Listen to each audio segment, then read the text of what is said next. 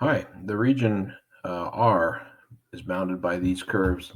I went ahead and plotted it. The y equals 4x squared is in red, y equals 4 is in blue. So we see that this region right here is the R, and we're trying to figure out a solid that would be associated with cross sections of this that are semicircles. So I went ahead and kind of put a sketch together and sort of laid out the X and Y axes so that they're sort of flat, and tried to represent this area that we're talking about here, this volume that we're talking about here.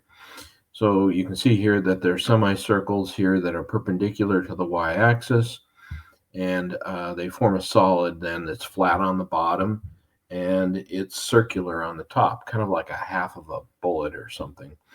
And we are trying to figure out the volume of this.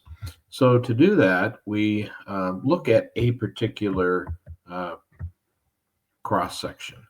And a particular cross section, I have chosen the middle one in the middle here, and I'm going to put it right here. So this particular cross section right there. And you see here I've got it shaded, and it's got a certain thickness. The certain thickness is dy. And so if we think about what the volume of this, if we were to try to calculate the volume of this, the volume of this would be the area of that semicircle there multiplied by the thickness dy.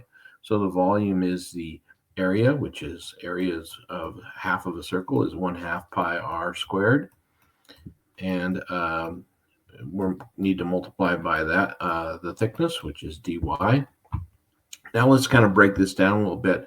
That r actually, if you think about that r, it's actually the x coordinate in the y equals 4x squared. It's the distance from the y-axis over to that curve, which is the x element of that. So if you think about y equals 4x squared, and we were to sort of switch this around, we have this volume here, but we have it in terms of dy. So we need to come up with an expression in terms of y. And we can do that because we can solve for x, and x is the radius.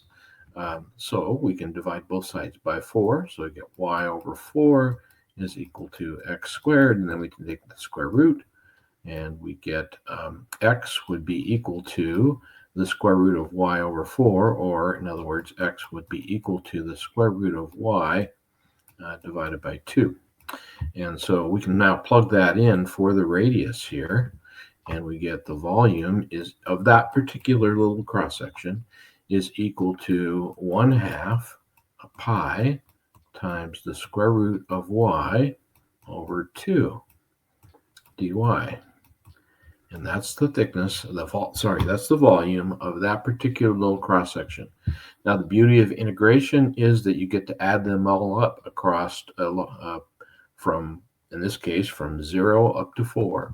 So all we got to do, the volume of the solid is going to be the integral from 0 to 4 of, we can simplify this a little bit by removing the pi over 4, and then we have the square root of y dy.